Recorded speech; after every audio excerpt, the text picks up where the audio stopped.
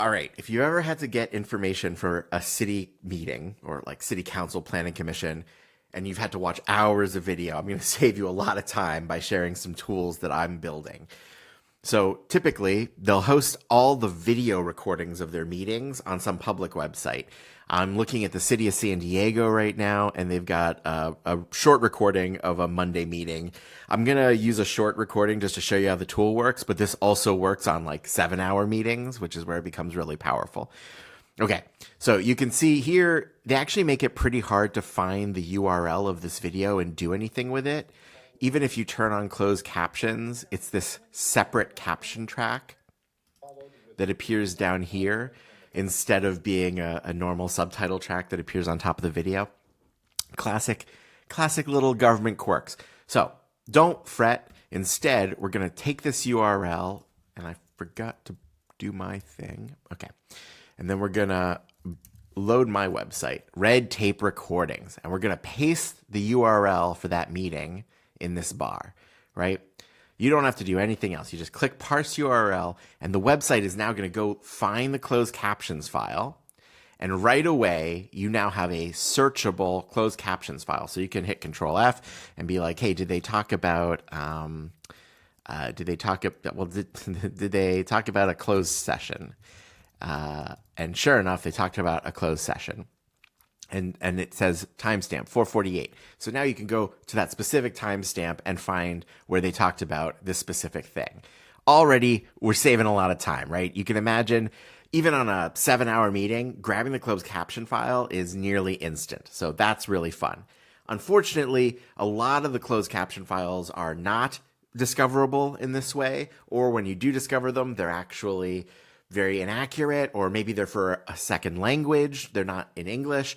So that can all be problematic if you're trying to do the work that I'm trying to do. You might want to develop your own transcript.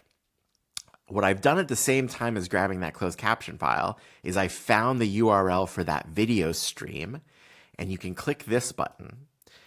Now, what this is doing, you can kind of see it working in the background. It's downloading that video from Granicus. And now, once it's done with the download, it's going to split it up into chunks so that the file sizes aren't too big. This is especially important on 7-hour meetings, right? And then it's going to send those chunks to be transcribed.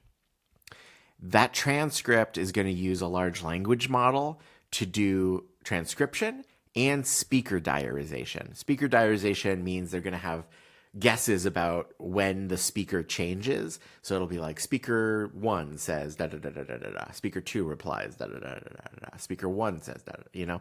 And here we go. So you see 3 chunks. I'm not going to modify the timeline, I don't think. This is just in real time for a 5-minute video.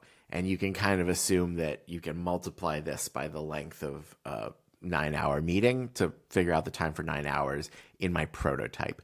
In the future, we're going to build it so it goes much, much faster. I'm going to start plugging into a cloud-based transcription tool, and it's paid. And that paid transcription tool will go orders of magnitude faster than this, more than 10 times faster. And in the meantime, though, I'm using free tools, open source, and so it goes a little bit slower just while I'm building it out. So here we go. The first chunk has been processed. Okay, maybe I will skip ahead a little bit to the end of the 3rd chunk. Boom. I have those little sounds in because I often run this in the background. We could turn those off in live. Okay, and so you see it auto-loaded the new transcript. And as promised, it says Speaker 1, Clerk, please call the roll. Speaker 2, thank you, Council President. So you can kind of assume that Speaker 2 is the clerk. And then there's a roll call. And sometimes the roll call goes too quickly, but this one actually looks like they nailed it for the most part. And we have a full transcript of the session that is Control F searchable. But you might want to map speakers against that, right? So for now, I have built something that you can do that. This is San Diego 9135 meeting. So we're going to go to the archive and we're going to find San Diego 9135. Here it is. So you can see I've archived this transcript, and it's like a blog post that's constantly searchable. So in the future, nobody will have to retranscribe this one. It's saved. And you can add speakers. And here, all the speaker labels become clickable. So you see Councilmember Whitburn, and then Speaker 2 says here. So that probably means that Speaker 2 is Councilmember Whitburn.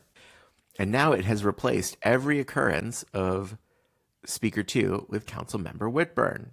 Isn't that delightful? Nice. That is also saved. I'll just make up names, Bob and Jane and Janet. And there we go. Now we've got names for everybody in the meeting. If I want to go away and then go back, all that information has been saved under Add Speakers. Ta-da! I am working on a lot of improvements for this tool. I'm going to speed up the transcription process. I'm going to make the transcription process more accurate by using a paid service. I'm going to make the speaker labels a little bit whizzier. And eventually, we're going to automate more and more of these processes. Other advocates and interesting people around the country are working on similar tools. So big thank you to Vikram Oberoi at NYC Meetings. This is a work in progress, but I thought, okay, that's shareable, what we can do right now. Let me show that to other people.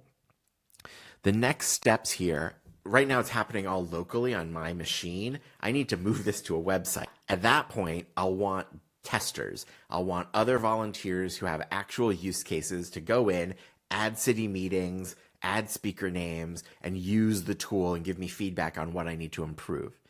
If you want to be one of those volunteers who gets early access, then use the form below the video or in the link in the bio and sign up for early access for red tape recordings. You know, the government puts out so many meetings, so many pieces of paper. It's become so transparent that it's invisible. Tools like this are going to make it so that you and I can see through government. And that's going to be really important. So if you want to be a part of it, if you think this will save you a lot of time, you can sign up for early access. And I look forward to sharing the link with you and hearing your feedback.